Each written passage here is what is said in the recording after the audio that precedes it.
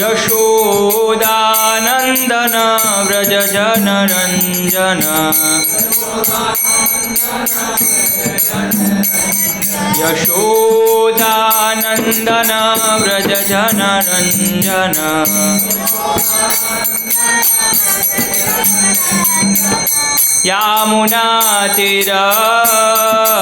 यामुनातीरवनचारी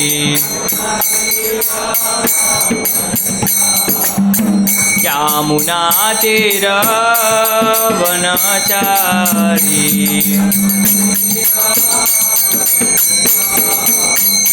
जय राधा माधव कुंज बिहारी माधव जय राधा माधव कुंज बिहारी माधव गोपी जन वल्लभ गिरिवरधारी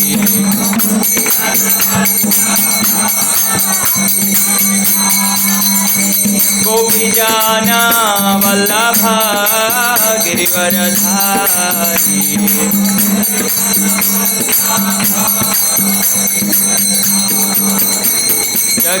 यशोदानन्दन व्रज जनरञ्जन यशोदानन्दन व्रज जनरञ्जन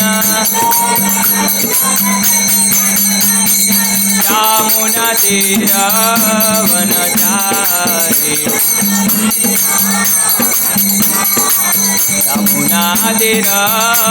यामुनातीरवनचारी जय राधा माधव कुंज बिहारी माधव जय राधा माधव कुंज बिहारी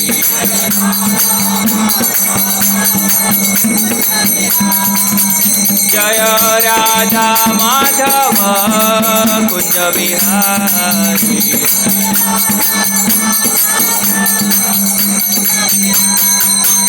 हरे कृष्णा कृष्ण कृष्ण हरे हरे हरे राम राम राम हरे हरे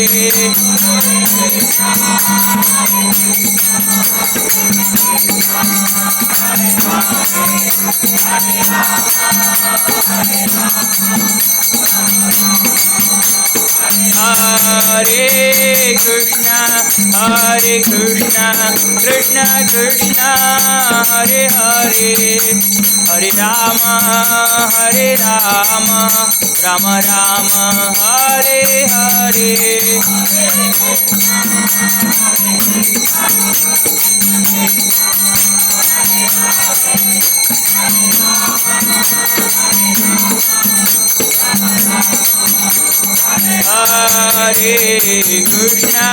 हरे कृष्णा कृष्ण कृष्ण हरे हरे हरे राम राम राम हरे हरे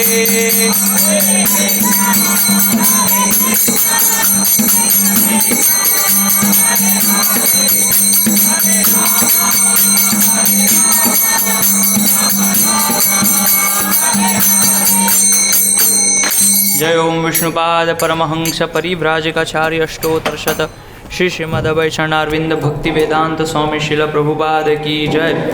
जय ओम विष्णुपाद परमहंस परिव्राजकाचार्य अष्टोत्तरशत श्री श्रीमद् भक्ति सिद्धांत सरस्वती गोसाई महाराज प्रभुपाद की जय। अनंत कोटि वैष्णव वृंद की जय। नामाचार्य श्री हरिदास ठाकुर की जय।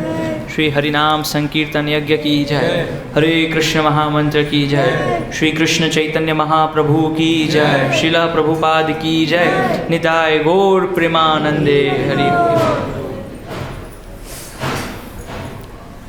ओम नमो भगवते वासुदेवाय। ओम नमो भगवते वासुदेवाय। ॐ नमो भगवते वासुदेवाय। ॐ नमो भगवते वासुदेवाय। ॐ नमो भगवते वासुदेवाय। ॐ अज्ञानतिमिरान्धस्य ज्ञानाञ्जनशलाकया चक्षुरुन्मीलितं येन तस्मै श्रीगुरुवे नमः। श्रीचैतन्यमनोभीष्टं स्थापितं येन भूतले स्वयं रूप कदा मह्यं ददाति स्वपदान्तिकं। वन्देऽहं श्रीगुरो श्रीयुतपदकमलं श्रीगुरुन् वैष्णवांश्च।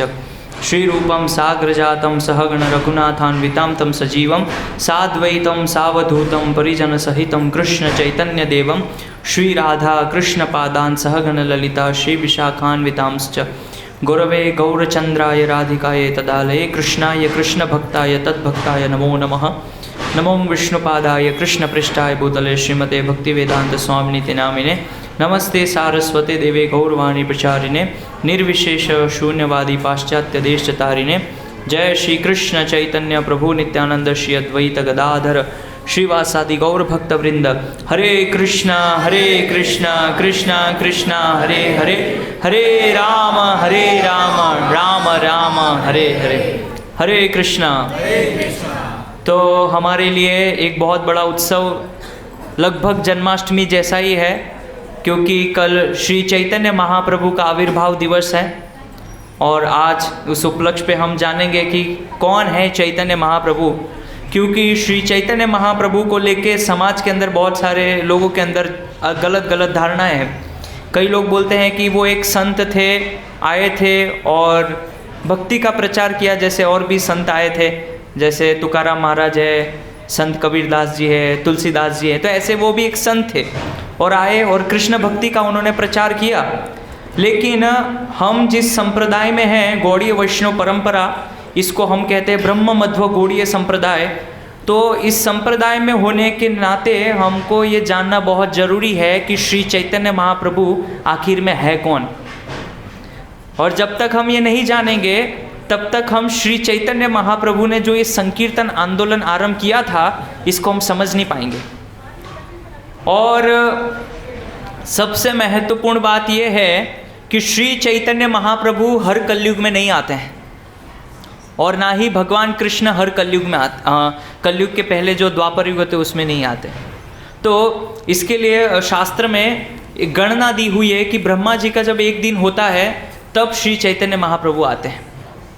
तो बताया है कि 4 युग हैं, सत्य और सत्य, त्रेता, द्वापर और कली। ये 4 युग हैं और एक दिव्य युग इसको कहते हैं, जिसके अंदर ये 4 युग होते हैं, है ना। और ये आपको पता होना चाहिए, जिसके अंदर सत्य युग है, त्रेता युग है, द्वापर युग है और कलयुग है। इसको हम कहते हैं एक दिव्य युग। एक दिव्य युग माने जिसके अंदर 4 युग होते हैं।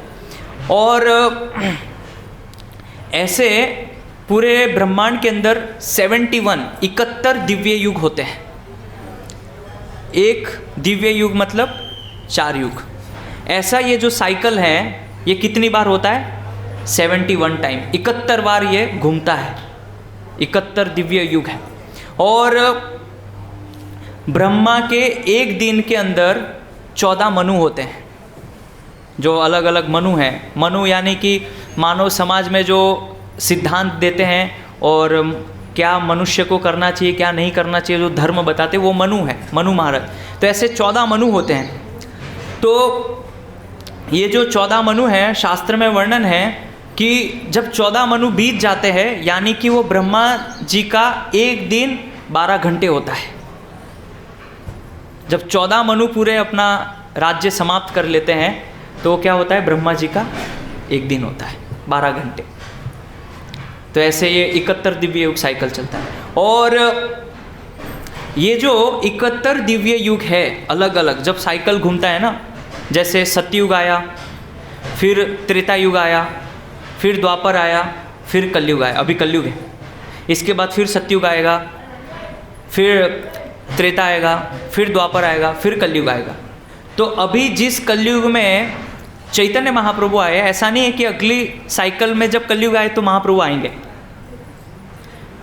14 मनु के जो क्रम में 7वें मनु हैं, ये जो 14 मनु है उसका जो क्रम है 7वां मनु, अभी हम 7वें मनु वैवस्वत मनु है, उस 7वें मनु के अंतर्गत जब द्वापर युग आता है तब भगवान कृष्ण प्रकट होते हैं। और उसके तुरंत बाद श्री चैतन्य महाप्रभु आते हैं। तो हम इतने सौभाग्यशाली हैं कि उस कलयुग में हमारा जन्म हुआ है जहाँ पे चैतन्य महाप्रभु आए। अगर सोचिए कि ये साइकिल अगली बार घूमती और कलयुग में आपका दूसरे साइकिल में जन्म होता तो शायद आपको महाप्रभु का दर्शन नहीं हो पाता और ना ही कृष्ण का दर्शन हो पाता। तो ये जानना बहुत ज़रूरी है। इसीलिए एक तो मनुष्य जन्म मिला, वो भी भारतवर्ष में। कलयुग में तो ठीक है, चलो कलयुग में देवी देवता तड़पते हैं जन्म लेने के लिए, लेकिन वो भी ऐसे कलयुग में कि जहाँ पे स्वयं चैतन्य महाप्रभु इस कलयुग में आए। ये तो बहुत सौभाग्य की बात है हमारे लिए कि जहाँ पे खुद चैतन्य महाप्रभु ने संकीर्तन आंदोलन का प्रचार किया और उन्होंने ये हरे कृष्ण आंदोलन आरंभ किया था। आज से लगभग 4500 वर्ष पूर्व चैतन्य महाप्रभु आए थे, यानी कि 1486 में 1486 में चैतन्य महाप्रभु आए थे, है ना। तो बहुत सारी गलत धारणा है चैतन्य महाप्रभु के बारे में कि वो पता नहीं कौन है, एक संत है कि ऐसे एक भक्त है, क्या है। तो सही समझ, कम से कम जो गौड़ीय वैष्णव संप्रदाय में जो चैतन्य महाप्रभु के जो अनुयायी है उनको तो पता होना चाहिए कि चैतन्य महाप्रभु आखिर में है कौन। तो चैतन्य महाप्रभु आप देखिए भगवत गीता में भगवान श्री कृष्ण ने अर्जुन को क्या बोला है, भोक्ताराम यज्ञ तपसाम सर्वलोक महेश्वरम, है ना। मैं भोक्ता हूँ, मैं स्वामी हूँ सभी का। और फिर बताते ईश्वर परम कृष्ण, यानी कि भगवान अपनी भगवत्ता को स्थापित कर रहे हैं। मत्त परतरम नान्यत किंचिद अस्तित धनंजय, हे अर्जुन मेरे से ऊपर और मेरे से श्रेष्ठ कोई नहीं है, अपनी भगवत्ता को स्थापित कर रहे हैं भगवत गीता में। तो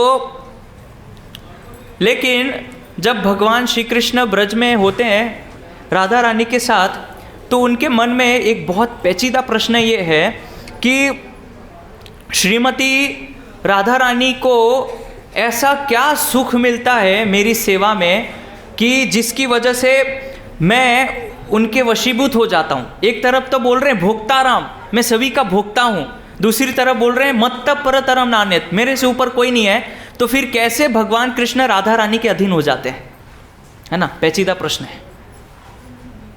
अगर भगवान किसी के अधीन हो रहे हैं तो फिर उनको ये श्लोक नहीं बोलने चाहिए थे गीता में कि मेरे से ऊपर कोई नहीं है, मुझसे श्रेष्ठ कोई नहीं है। यानी कि भगवान श्री कृष्ण से भी श्रेष्ठ है श्रीमती राधा रानी, जो भगवान जो कि तीनों लोकों के स्वामी है उनको भी वो वश में कर लेती है। तो ये पेचीदा प्रश्न भगवान कृष्ण के मन में है कि ऐसा क्या है, क्या राधा रानी को क्या सुख मिलता है और मेरे अंदर ऐसे कौन से गुण हैं कि जिसकी वजह से राधा रानी मुझे वश में कर लेती है, ऐसे क्या गुण है मेरे अंदर। तो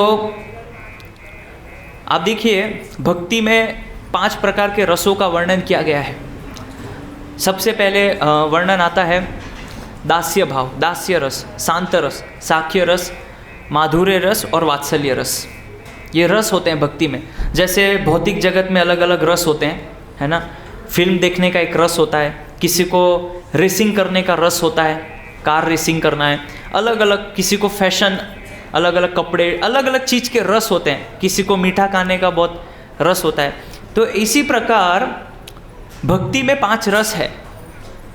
तो ये जो 5 रस है, शांत रस माने के भगवान श्री कृष्ण के धाम में ब्रज में जो भक्तगण है वो पेड़ बनते हैं, घास बनते हैं, कोई नदी बनते हैं, कोई पत्थर बनते हैं, और ऐसे भगवान का दर्शन करके वो सुख का, आनंद का अनुभव करते हैं।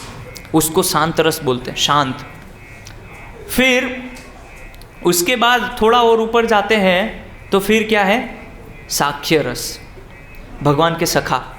तो हम देखते हैं कि भगवान के सखा जो है वो कैसे भगवान के साथ खेलते हैं। मधुमंगल है और स्तोक कृष्ण है, मधुकंठ है, ये सब भगवान के सब सखा है।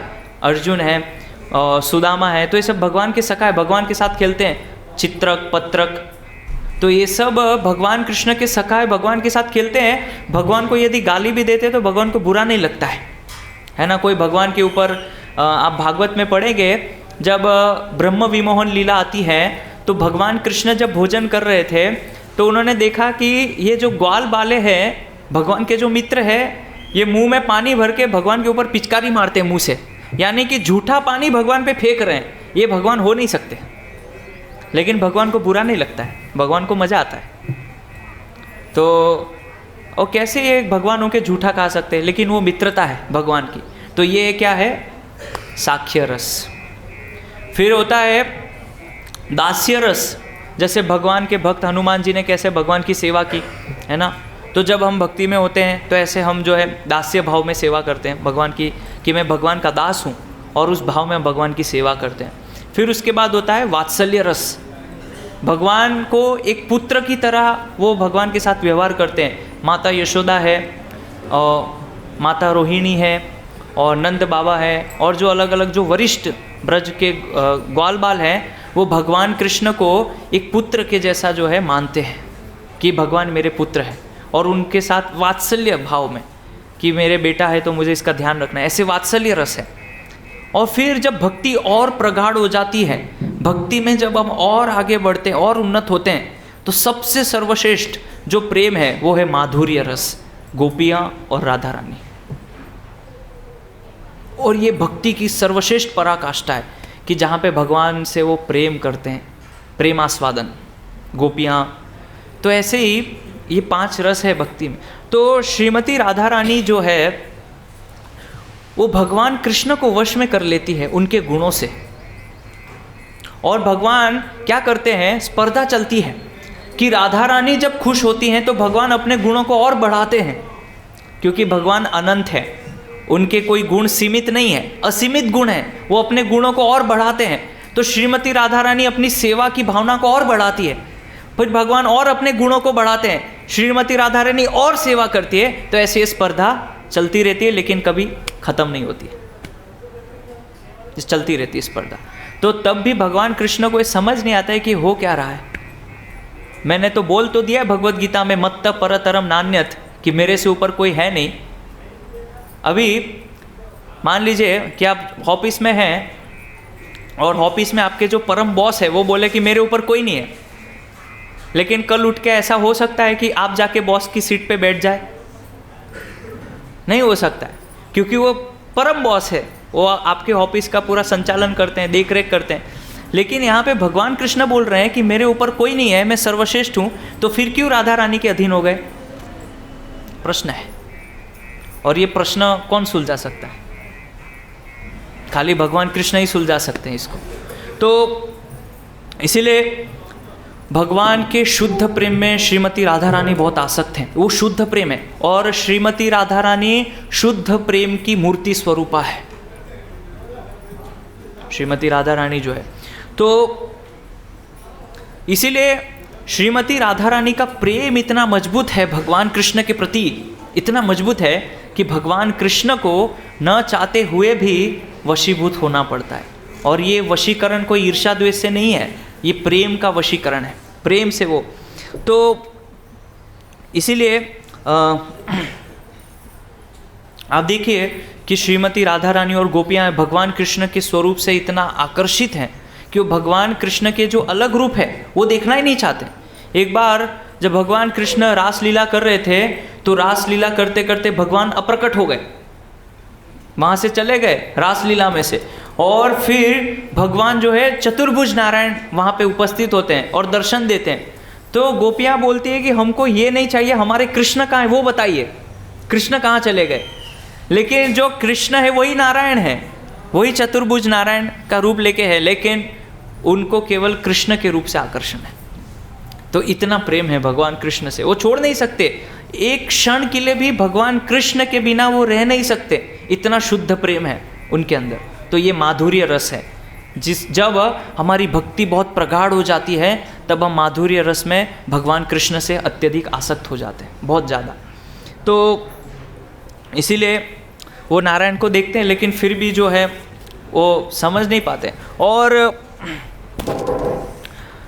भगवान कृष्ण का जो स्वरूप है, भगवान कृष्ण का जो रूप है, तो आचार्य लोग बताते हैं कि भगवान कृष्ण स्वयं भी अपने रूप से आकर्षित होते हैं, स्वयं खुद।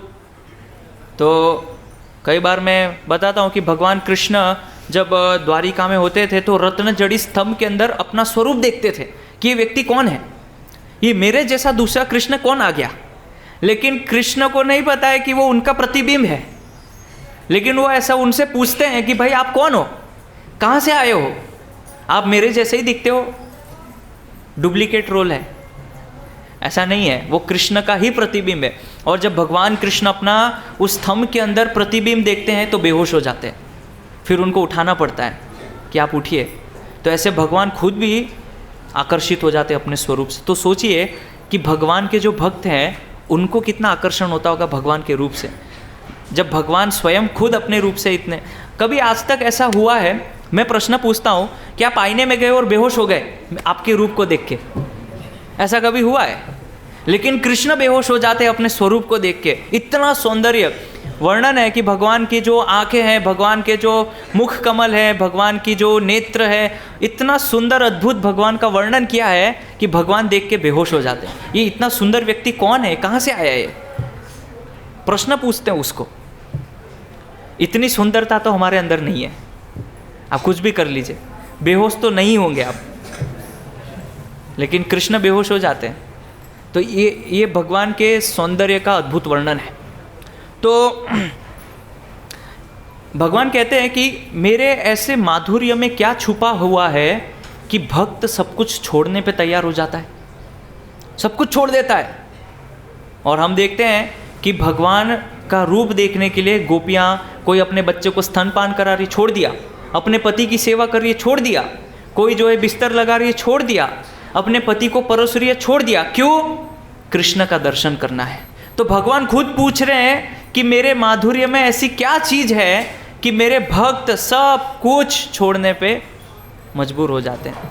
और भगवान के अलग अलग बताएं 4 भगवान की विशेषताएं हैं, जिसमें भगवान का है रूप माधुर्य, भगवान का जो रूप है वो बहुत ही अद्भुत है।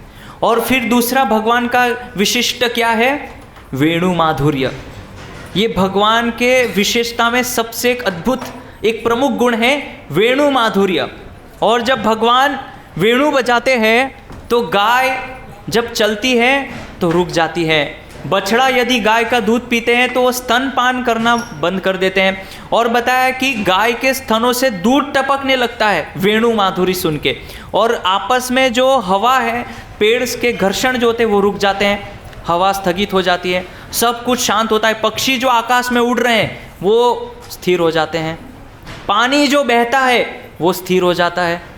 और उसी प्रकार से पत्थर जो है वो भगवान की वेणु सुन के कंपन करने लगते हैं। और जो जड़ वस्तु है वो चेतन हो जाती है, और चेतन वस्तु जड़ हो जाती है भगवान की वेणु माधुरी सुन के। यानी कि पत्थर में चेतना आ जाती है और जो चेतन है वो जड़ हो जाता है। ये भगवान की वेणु माधुरी है। और गोपियाँ ये देख के उनको इतना द्वेष हो रहा है कि ये जो बास है इसने कौन सा विशिष्ट ऐसा पुण्य कर्म किया है कि हर समय भगवान वेणु को अपने होस्ट पे रखते हैं और वो हमको अवसर नहीं मिलता है। ये वेणु माधुरी है भगवान की, कि ऐसा कौन सा पुण्य कर्म किया है जो हर समय भगवान जब सोते हैं वेणु अपने कमर में होती है, जब गाय चराने जाते हैं वेणु अपने पास होती है, जब गाय को बुलाना होता है तो वेणु बजाते हैं, जब पक्षियों को आकर्षित करना होता है, गोपियों को आकर्षित करना होता है तो वेणु बजाते हैं। तो हर समय इतना भगवान को लगाव है वेणु से, एक क्षण के लिए भी भगवान वेणु को अलग नहीं करते हैं। ये वेणु माधुर्य है भगवान का। तो ये देख के गोपियों को थोड़ा सा ईर्ष्या होता है कि हमने क्यों ऐसा कौन सा कर्म हमने नहीं किया है कि भगवान को जो है ये बांस की एक छोटी सी जो लकड़ी वेणु है भगवान आलिंगन करते हैं, है ना, अपने पास रखते हैं, मुंह पे लगाते हैं। तो ये अवसर हमको कब मिलेगा? और इनके पूर्वजों ने ऐसे कौन से काम किए हैं जिसकी वजह से भगवान ये वेणु बजा रहे हैं? विशेष करके ये जो पेड़ है, जिस पेड़ से भगवान ने वेणु निकाली है वो विशेष पेड़, सभी पेड़ नहीं। तो ये भगवान की वेणु माधुरी है। और आप देखिए कि भगवान के बहुत सारे अवतार हैं, अलग अलग भगवान के नरसिंह अवतार है, कूर्म अवतार है, वामन अवतार है, लेकिन जितने भी भगवान के अवतार हैं उसमें यदि कृष्ण के लीला में देखा जाए तो कृष्ण की लीला में सबसे माधुर्य है वेणु माधुर्य। और इसीलिए वेणु सुन के गोपियाँ सब कुछ छोड़ने को तैयार है, सब कुछ छोड़ देंगे। क्यों? क्योंकि अभी कृष्ण वेणु बजा रहे हैं। इसीलिए आचार्य लोग बताते हैं कि भगवान कृष्ण का कभी दर्शन मत करना, नहीं तो आप आकर्षित हो जाओगे कृष्ण से और आप अपना संसार भूल जाओगे। वहाँ पे ब्रज में एक लड़का है छोटा सा, उसका दर्शन मत करना। तो फिर आगे बताते ठीक है चलो आप दर्शन कर लेना, लेकिन जब वो यमुना नदी के तट पे हो तब तो बिल्कुल दर्शन मत करना, सब भूल जाओगे आप। गोपियों को बोल रहे हैं, सलाह दे रहे हैं जो वरिष्ठ गण हैं। फिर बोलते हैं कि ठीक है चले जाना यमुना तट पे, लेकिन जब वो वेणु बजा रहे होगे तब बिल्कुल मत देखना, नहीं तो आप अपना स्वरूप भूल जाएंगे। तो ये भगवान के जितने भी पोजीशन हैं भगवान की अलग अलग, भगवान की त्रिभंग पोजीशन जो है उसमें भी विशेष करके जब वेणु हाथ में पकड़ी है वो बहुत सुंदर है। ये वेणु माधुर्य है भगवान कृष्ण का। फिर उसके बाद होता है रूप माधुर्य, है ना। भगवान का जो रूप है वो तो बहुत ही मधुर है। तो हम देखते हैं कि भगवान के रूप माधुर्य में भक्तों ने लगातार 7 दिन तक बिना खाए बिना पिए बिना सोए गोवर्धन पर्वत के नीचे 7 दिन बिताए, 7 रात। कैसे? केवल भगवान का दर्शन करने से। वो भगवान का दर्शन करके इतना तृप्त हो जाते थे कि उनको पानी पीने की जरूरत नहीं थी, भोजन करने की आवश्यकता नहीं थी, उनको नींद नहीं आती थी, क्योंकि भगवान कृष्ण को देखते ही रहते थे 7 दिन 7 रात लगातार। और ऐसा अवसर कब मिलेगा कि जब हम 7 दिन 7 रात लगातार कृष्ण का दर्शन कर रहे हैं। ये रूप माधुर्य है कृष्ण की।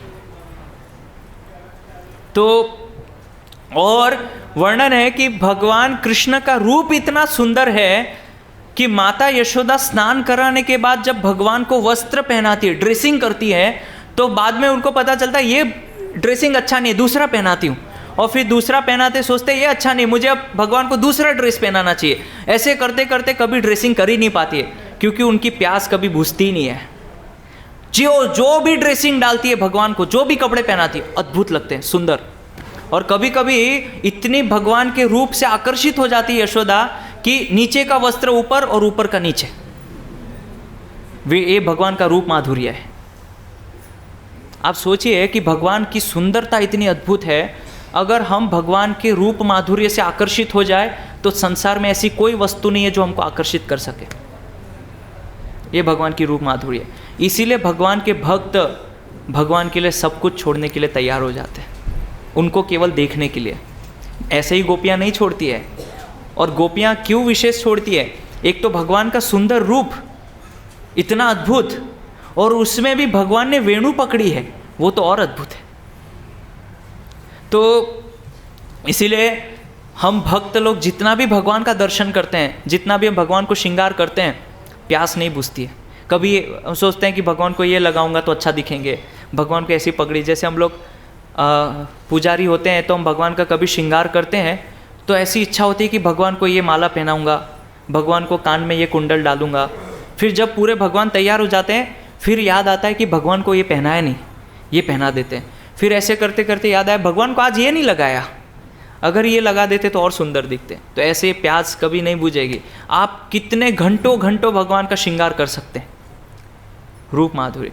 और शास्त्र में ये वर्णन है कि भगवान को श्रृंगार करने से उनका रूप नहीं बढ़ता है, बल्कि वो जो मोती माला भगवान के ऊपर चढ़ती है इसलिए उनका सौंदर्य और बढ़ जाता है। तो वो अपने आप को सौभाग्यशाली समझते हैं कि भगवान कृष्ण ने हमको धारण किया। कुंडल सोचते हैं कि हम सौभाग्यशाली कि भगवान ने कुंडल धारण किए, तो उनकी सुंदरता बढ़ जाती है क्योंकि कृष्ण ने धारण किया है। इसलिए सुंदरता नहीं बढ़ती क्योंकि माला पहनी है। अभी जैसे ये माला है मेरे गले में तो बहुत सुंदर दिख रही है ना, लेकिन कृष्ण के साथ ऐसा नहीं है। भगवान ऑलरेडी सुंदर हैं, उनका रूप माधुर्य बहुत ही अद्भुत है, लेकिन जब ये माला डालते हैं तो इनका सौंदर्य बढ़ जाता है। तो ऐसे ये भगवान का रूप माधुर्य। इसीलिए भगवान क्या ये सब जब भगवान लीलाएं देखते हैं ब्रज में, तो भगवान सोचते हैं कि मैं भी अपने भक्तों को अनुभव करना चाहता हूँ। ऐसा क्या है? बस यही कारण है चैतन्य महाप्रभु। यही अनुभव करने के लिए चैतन्य महाप्रभु आते हैं। और इसीलिए चैतन्य महाप्रभु जो है देखते हैं कि भक्त लोग इतना मेरे रूप से आकर्षित हैं, मेरे वेणु माधुर्य से आकर्षित हैं, मेरे लीला माधुर्य से आकर्षित है, तो फिर मैंने भगवत गीता में और शास्त्र में विधि विधान तो भक्ति बता दी है, लेकिन ये जो ब्रज की प्रेम भक्ति है, जो प्रेमा भक्ति है, जो गोपियाँ करती हैं, जो यशोदा माता ये लोग जो करते हैं भक्ति, वो भक्ति तो मैंने दी नहीं अभी तक। इसीलिए चैतन्य महाप्रभु आए और उन्होंने ये ब्रज की प्रेमा भक्ति हमको दी नाम संकीर्तन के द्वारा। इसीलिए चैतन्य महाप्रभु हमको क्या देने आए थे? ब्रज का प्रेम देने आए थे, भक्त के रूप में अनुभव करना चाहते थे। अभी देखिए भगवान जो है अगर अपने भक्त को अनुभव करना चाहे तो उनको भक्त बनना पड़ेगा। चीनी कभी अपने स्वयं की मिठास चख नहीं सकती। अगर चीनी से पूछा जाए कि तुम्हारी मधुरता क्या है तो क्या बताएगी? भगवान कृष्ण से यदि पूछा जाए कि भगवान आपकी मधुरता बताइए, वो नहीं बता पाएंगे। रसगुल्ले से पूछा जाए कि तुम्हारी मधुरता क्या है बताइए, लेकिन जब कोई दूसरा व्यक्ति चीनी खाएगा तो बताएगा कि इसकी मधुरता क्या है, ये रसगुल्ले में कितना स्वाद है, कितनी मधुरता है। उसी प्रकार जब भगवान कृष्ण भक्त के रूप में आते हैं तब वो बताते हैं कि भगवान के रूप में कितनी मधुरता है, उनकी भक्ति में कितनी मधुरता है। इसीलिए चैतन्य महाप्रभु एक भक्त का रूप लेके यहाँ पे आते हैं, वो अनुभव करने के लिए, वो कि कैसे लक्षण प्रकट होते हैं भक्ति में। इसीलिए चैतन्य महाप्रभु जब जगन्नाथपुरी में थे तो उन्होंने वो भक्ति के प्रेम लक्षण प्रकट किए। जब चैतन्य महाप्रभु देखते थे कि कहाँ है कृष्ण, मैं भगवान कृष्ण का नाम पुकार रहा हूँ लेकिन कृष्ण के दर्शन नहीं हो रहे हैं, जिसकी वजह से चैतन्य महाप्रभु दीवार के ऊपर अपना सर फोड़ते थे और खून बहता था। ये प्रेम लक्षण है। और दीवार के ऊपर चैतन्य महाप्रभु अपनी ठोड़ी को घिसते थे कि कहाँ है कृष्ण, कहाँ है कृष्ण, और खून निकलता था। और चैतन्य महाप्रभु समुद्र को यमुना समझ के जाके कूद जाते थे कि यमुना है, और नीलाचल पर्वत पे जाके गोवर्धन समझ के सर पटकते थे कि ये गोवर्धन है, लेकिन फिर भी कृष्ण के दर्शन नहीं होते थे। ये अनुभव है और ये प्रेम लक्षण उन्होंने प्रकट किए थे चैतन्य महाप्रभु। इसीलिए कई बार चैतन्य महाप्रभु ने जो है षड्भुज दर्शन कराया भक्तों को। 2 हाथ है ना कृष्ण के, 2 हाथ राम के और 2 चैतन्य महाप्रभु, इसको बोलते षड्भुज, भगवान का षड्भुज ऐश्वर्य। तो चैतन्य महाप्रभु जो है वो ये सब अनुभव करते हैं और हम देखते हैं कि वो यहाँ पे आते हैं और कृष्ण नाम में कितना उनको रस मिलता है, कितना उनको वो अनुभव करते हैं कृष्ण नाम का। और जो गुण श्रीमती राधा रानी के अंदर है उस गुणों को, वो राधा भाव को यहाँ पे लेके भगवान आते हैं चैतन्य महाप्रभु। इसीलिए चैतन्य महाप्रभु कौन है?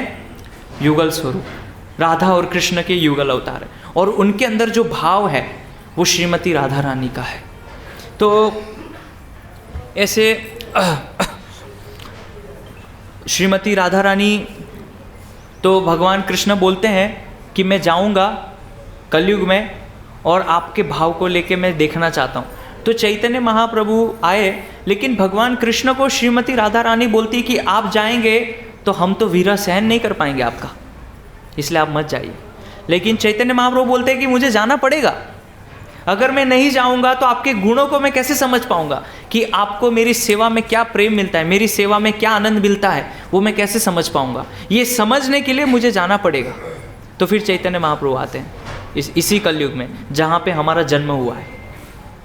तो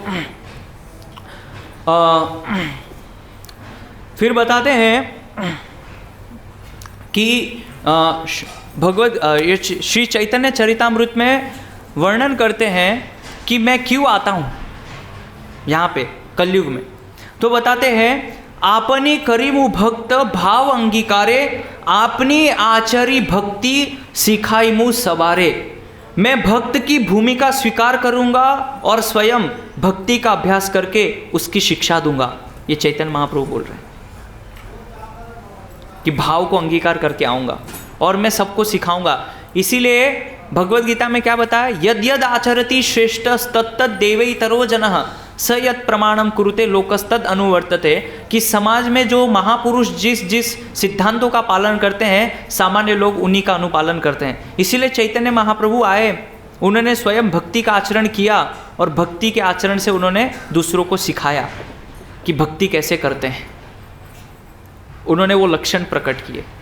और वैसे भगवान का नाम त्रियुगी है ना, भगवान को त्रियुगी बोलते हैं, लेकिन कलयुग का कहीं पे कोई वर्णन नहीं है कि भगवान कलयुग में आते हैं, लेकिन फिर भी भगवान आते हैं भक्त के रूप में। इसीलिए चैतन्य महाप्रभु का स्वरूप क्या है, चैतन्य महाप्रभु की सुंदरता क्या है, वो पता होनी चाहिए।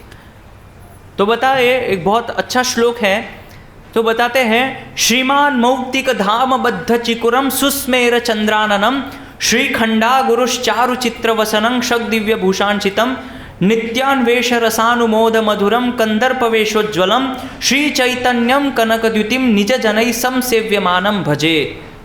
इसमें बताया कि भगवान चैतन्य जो है, उनके शरीर के ऊपर अगरू चंदन का लेप किया हुआ है, उनके बाल जो है वो केश गुथे हुए हैं और उस बालों के ऊपर उन्होंने जो है फूलों की माला लगाई हुई है। इतने अद्भुत भगवान का चैतन्य महाप्रभु को। और ऐसे चैतन्य महाप्रभु जो कि कीर्तन नृत्य में रस का आस्वादन करते हैं, मधुर कीर्तन में नाच के कृष्ण भक्ति का आस्वादन करते हैं, ऐसे श्री चैतन्य महाप्रभु का मैं नमस्कार करता हूँ। समसेव्यमानम भजे, मैं उनका भजन करता हूँ। और फिर एक श्लोक में बताया, बहुत अच्छा श्लोक है, तो बताया है, अजानुलंबित भुजौ कनकावदातौ संकीर्तनैक पितरौ कमलायताक्षौ विश्वंभरौ द्विजवरौ युग धर्म पालौ वंदे जगत प्रिय करौ करुणावतारौ। ये भगवान का करुणावतार है। अभी हमने बहुत सारे अवतार सुने भगवान के, लेकिन ये भगवान का क्या है, करुणावतारौ। करुणा है भगवान के अंदर। भगवान क्यों आते हैं इस धरातल पे, क्यों आते हैं? भगवद गीता में भगवान बोलते हैं ना, परित्राणाय साधूनाम विनाशाय च दुष्कृताम धर्म संस्थापनार्थाय संभवामि युगे युगे। तो हम देखते हैं कि कलयुग में जो है काल रूपी सर्प हमको डस रहा है और हम निगलते जा रहे हैं, सांप सर्प के मुंह में चले जा रहे हैं, और डसने पे हमारे अंदर जहर बढ़ता जा रहा है, काम क्रोध मोह माद मत्सर्य का जहर बढ़ता ही जा रहा है। तो ऐसे कलयुग के अंदर श्री चैतन्य महाप्रभु आते हैं एक भक्त का रूप लेके, और फिर हमको ये कृष्ण भक्ति देते हैं हमारा उद्धार करने के लिए। और कैसे उद्धार करते हैं? भगवान ने बोला है कि परित्राणाय साधुनाम, है ना, साधु की रक्षा करने के लिए, विनाशाय च दुष्कृताम, और जो दुष्ट असुर लोग हैं उनका विनाश करने, धर्म संस्थापनार्थाय, और धर्म की स्थापना करने के लिए। तो कलयुग में हम देखते हैं कि धीरे धीरे धीरे धीरे धर्म कम होता जा रहा है और अधर्म को बढ़ावा दिया जा रहा है, अधर्म बढ़ता जा रहा है। लेकिन जब श्री चैतन्य महाप्रभु आए और उन्होंने जब नाम संकीर्तन किया, तो नाम संकीर्तन से बहुत लोगों के अंदर परिवर्तन आया। और भगवान श्री कृष्ण चैतन्य महाप्रभु ने नाम संकीर्तन कब किया? जब मुगलों का शासन था, जब मुस्लिम का शासन था, उस समय उनके घर में जाके चैतन्य महाप्रभु ने कीर्तन किया। आज कोई कर सकते हैं? उनको भगवान के नाम में उतनी निष्ठा थी। और ये जो निष्ठा है, ये पहले ही महाभारत के अंदर भविष्यवाणी की जा चुकी है विष्णु सहस्त्र नाम में। और विष्णु सहस्त्र नाम में बताया है, सुवर्ण वर्ण हेमांगो वरांगश्चंदनांगदी संन्यास कृच्छम शांतो निष्ठा शांति परायण। तो क्या बताया? सुवर्ण वर्ण हेमांगो। श्री चैतन्य महाप्रभु का वर्ण है वो सुवर्ण है, सोने के समान, तप्त हुआ सोना, हेमांग। और यदि सोने को बहुत पिघाल दिया जाए तो क्या हो? एकदम तपता हुआ, तो गोल्डन वो चैतन्य महाप्रभु का कलर है, सुवर्ण वर्ण हेमांग। वरांगश चंदनांगदी, उनके शरीर के ऊपर चंदन का लेप है, चंदन जैसा दिखता है। फिर बताते संन्यास कृच्छम शांतो, और फिर आगे चल के वो संन्यास आश्रम ग्रहण करेंगे और कृष्ण भक्ति का प्रचार करेंगे। और हम देखते हैं श्री चैतन्य महाप्रभु ने अपनी आयु में 24 साल के थे तब संन्यास आश्रम स्वीकार किया था और कृष्ण भक्ति का प्रचार किया था 24 वर्ष की आयु में। और क्या बताया? निष्ठा, भगवान के नाम में उनकी बहुत निष्ठा होगी। और हम देखते हैं कि कैसे उन्होंने हरिनाम संकीर्तन किया मुगलों के सामने, मुस्लिम के सामने, और वो बिल्कुल डरते नहीं थे कृष्ण नाम लेने में। मुगलों के सामने जाके उन्होंने कृष्ण नाम का प्रचार किया, ये निष्ठा। और फिर बताएं शांति परायण। शांति परायण मतलब शांति से जो भी मायावाद के सिद्धांत है, निर्विशेषवाद के जो सिद्धांत है, उसका वो शांति से खंडन करेंगे।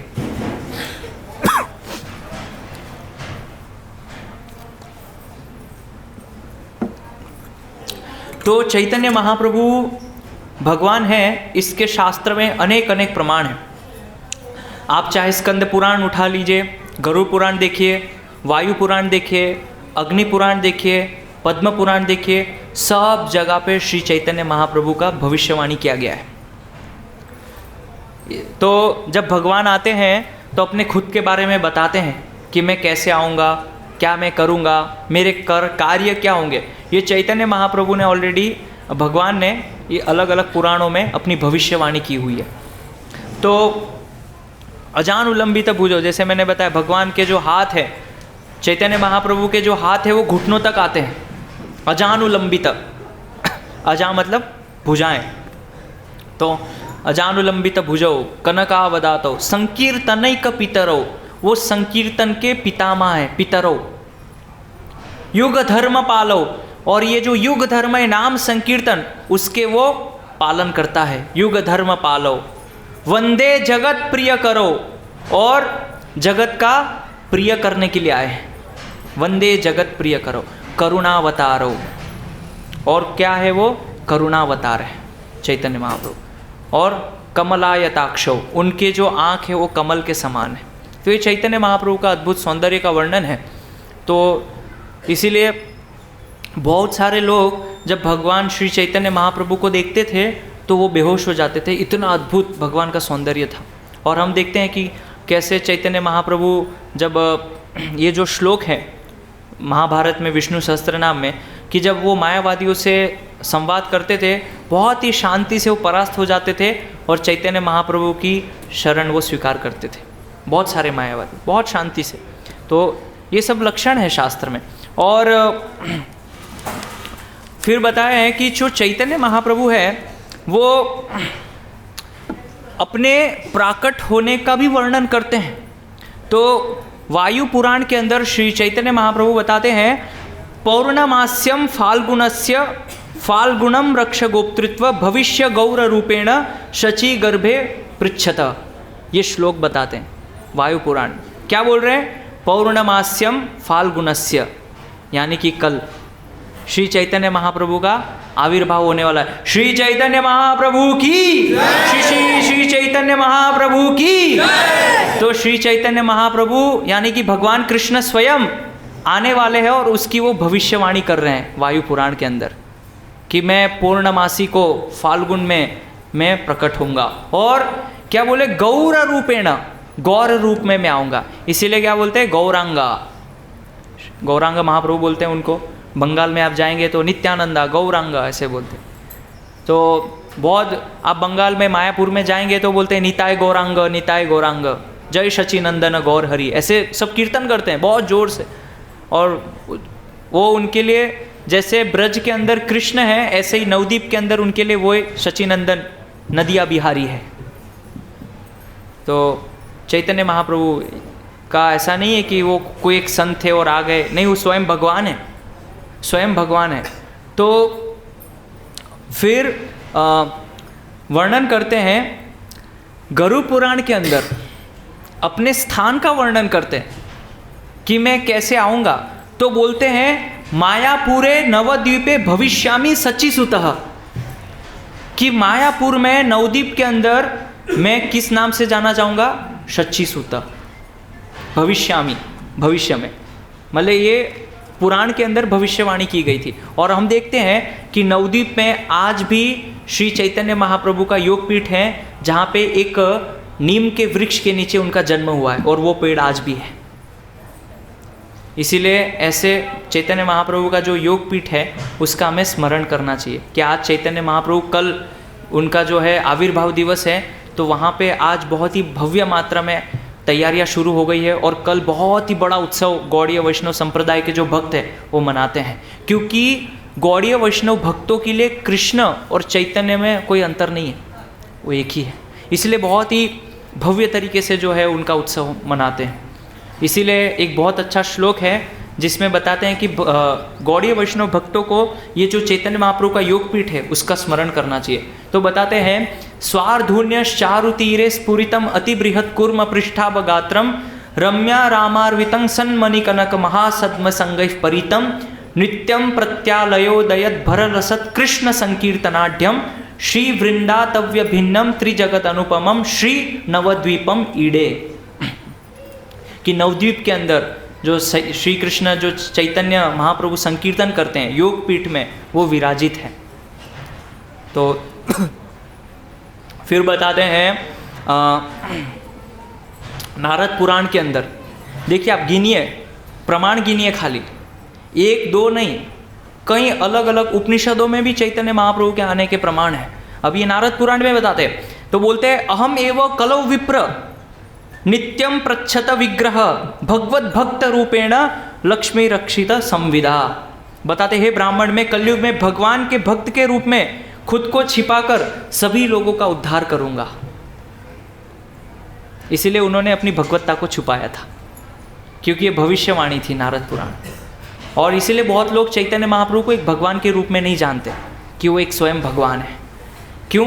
छद्म रूप है भगवान का, छुपा के आए थे अपने भेष को। और फिर वायु पुराण में वो फिर से बोलते हैं संन्यास आश्रम के बारे में कि मैं संन्यास आश्रम स्वीकार करूं। तो बोलते हैं भक्ति योग प्रपन्नाय लोकस्यानुग्रहाय च संन्यास रूपम अस्थाय कृष्ण चैतन्य नाम धर्म। कि मैं कृष्ण चैतन्य नाम से जाना जाऊंगा और लोगों को भक्ति सेवा में संलग्न करूंगा। और उन्होंने किया, बहुत लोगों को कृष्ण भक्ति पे जोड़ा, कृष्ण भक्ति की सेवा प्रदान की और चैतन्य श्री कृष्ण चैतन्य नाम को स्वीकार करते हुए मैं संन्यास आश्रम को स्वीकार करूंगा। वायु पुराण में लिखा है। तो इसीलिए कोई ये नहीं बोल सकता कि चैतन्य महाप्रभु भगवान नहीं है, क्योंकि जब कोई भगवान आता है तो उनके कार्य, उनका आश्रम, वो क्या करेंगे, ये सब जो है वर्णन होना चाहिए। जो आजकल जो बाबा जी सब लोग आते हैं, अभी साईं बाबा है, कौन से पुराण में वर्णन है? थोड़ा पूछिए आप उन लोगों से, खाली पूछिए नारद पुराण, वायु पुराण, स्कंद पुराण, पद्म पुराण, कौन से पुराण में साईं बाबा आएंगे और ये काम करेंगे, कहाँ लिखा है? लेकिन लोग इतने अज्ञानता में, इतने मूर्ख है कि उनको पता नहीं है कि जिसका शास्त्र में प्रमाण ना है उसकी पूजा हम कैसे कर सकते हैं। तो कुछ मूर्ख ये बोलते हैं कि भगवान को आने के लिए प्रमाण की जरूरत नहीं होती है, क्योंकि भगवान स्वतंत्र है, भगवान स्वराट है, तो उनको शास्त्र में प्रमाण देने की क्या जरूरत है। ऐसे तो फिर आप भी भगवान बन सकते हैं, आपको प्रमाण देने की क्या जरूरत है, मैं भी भगवान बन जाता हूँ। लेकिन स्वयं चैतन्य महाप्रभु का शास्त्रों में प्रमाण है। ऐसे तो अनेक अनेक कितने कितने लोग हैं जो अलग अलग अवतारों की पूजा करते हैं, लेकिन जो भी पूजा कर रहे हैं उनका शास्त्रों में कहीं पे वर्णन नहीं है। ऐसे बहुत सारे अलग अलग जगह अलग अलग बाबा जी है। ऐसे मैं जहाँ पे प्रचार करता हूँ नर्मदापुरम में, तो वहाँ पे एक है जिंद बाबा। और जिंद बाबा जो है बहुत बहुत प्रसिद्ध है, मतलब भगवान मानते हैं उनको। मैंने एक भक्त से पूछा है कि जिंद बाबा का, बोले नहीं प्रभु जी वो चला आ रहा है, कई लोग उनको पूछते थे इसलिए अभी वो भगवान की उपाधि उनको मिली। लेकिन ऐसे कितने लोग हैं जो पूजा करते हैं लेकिन उनको पता नहीं है कि इनका प्रमाण क्या है, शास्त्र में कोई प्रमाण नहीं है, लेकिन फिर भी अज्ञानता में हम करे जा रहे हैं बस। तो जब भी आप किसी की उपासना करते हैं, पूजा करते हैं, तो उनका प्रमाण जरूर होना चाहिए। अगर प्रमाण नहीं है तो फिर वो प्रामाणिक अवतार नहीं है शास्त्र के अनुसार। जैसे एक उदाहरण मैंने साईं बाबा का दिया, उसी प्रकार सत्य साईं, क्या प्रमाण है शास्त्र में? कोई प्रमाण नहीं है, लेकिन लोग मानते हैं ये भगवान है। तो इसीलिए कलयुग में जो जनता है बहुत मूर्ख है, उनके अंदर बुद्धि नहीं है। और ये मैं नहीं बोल रहा हूँ, भागवत में बताएं, मंद सुमंद मतयो, उनकी मति जो है बहुत सुमंद है, इसलिए वो भेद नहीं कर पाते। कलयुग के जो जीव हैं वो भेद नहीं कर पाते, उनकी बुद्धि उतनी विकसित नहीं है, भेद नहीं कर पाते, विवेक बुद्धि नहीं है। ये बहुत बड़ा एक कमी है कलयुग में। जो कोई भी आता है, किसी की भी पूजा करते हैं, चालू हो जाते हैं, तो पता चला कि एक व्यक्ति थे, उन्होंने जो है वहाँ पे पेड़ पे अपना कुछ कपड़े सुखाए और देखा तो यहाँ पे और 2-3 लोगों ने कपड़े सुखाए। ऐसे करते करते वो पेड़ जो सिद्ध पेड़ बन गया, सिद्ध वृक्ष। इसकी पूजा करो, कामना करो, क्योंकि यहाँ पे एक बाबा जी ने अपने कपड़े सुखाए थे तो लाल कपड़ा था, इसलिए सबने चालू कर दिया यहाँ पे इस पेड़ पे लाल कपड़ा चढ़ाने से सिद्धि कामना हो जाती है। भाई रीज़न क्या है आगे पीछे थोड़ा जानिए, नहीं बस चले जाते हैं पीछे।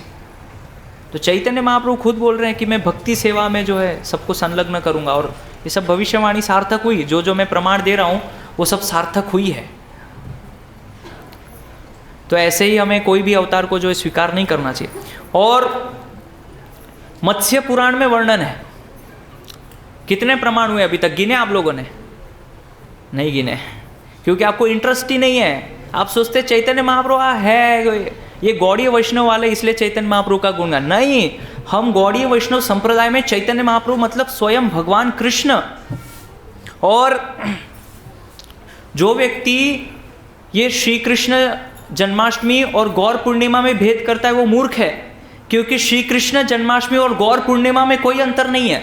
बस फर्क इतना है कि लोगों को पता नहीं है कि गौर कौन है, चैतन्य महाप्रभु कौन है, गौरांगा कौन है, ये पता नहीं है। इसलिए हम लोग जो है बहुत ही भव्य तरीके से गौर पूर्णिमा मनाते हैं, क्योंकि लोगों को पता चले कि चैतन्य महाप्रभु कौन है।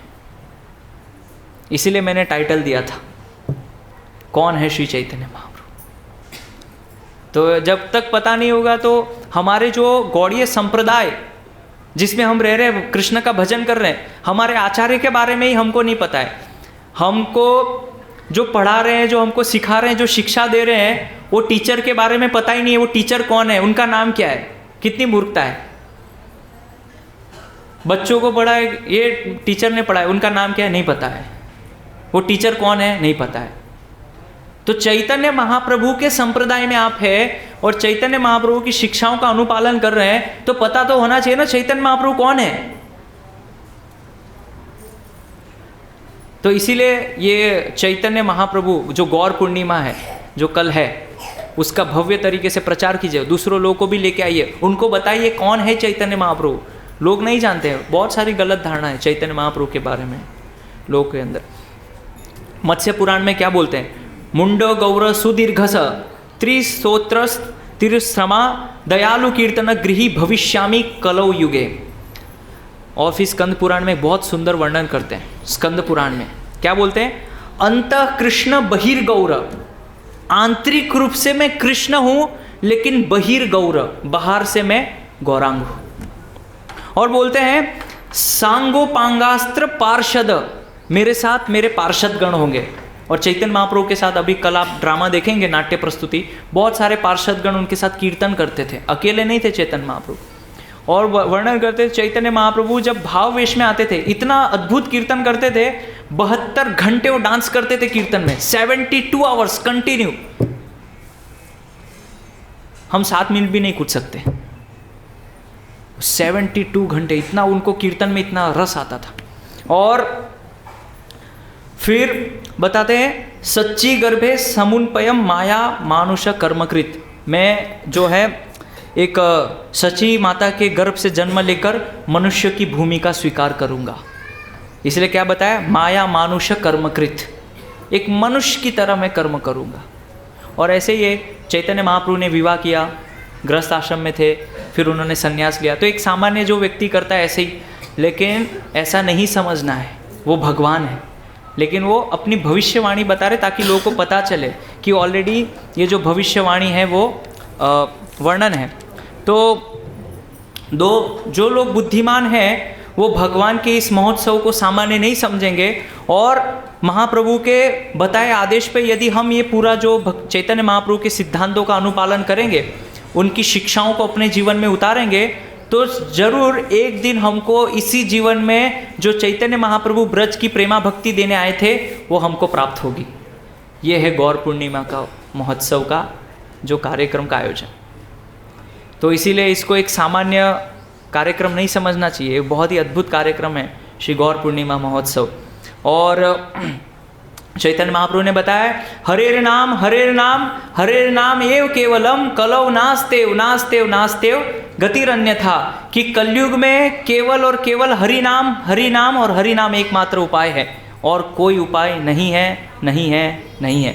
इसीलिए चैतन्य महाप्रभु के आदेश पे हम जितने भी गौड़ीय वैष्णव संप्रदाय में चैतन्य महाप्रभु को शिक्षाओं का पालन करते हैं, तो चैतन्य महाप्रभु ने सिखाया, इसलिए हम जोर से हरे कृष्णा कृष्णा कृष्णा हरे हरे, हरे राम राम राम हरे हरे, इसका कीर्तन करते हैं। तो अभी कीर्तन का समय हो गया है। हरे कृष्णा। श्री चैतन्य महाप्रभु की, श्री संकीर्तन आंदोलन करता कृष्ण चैतन्य महाप्रभु की, श्रीला प्रभुपाद की, निताय गौर प्रेमानंदे। हरि हरि बोल।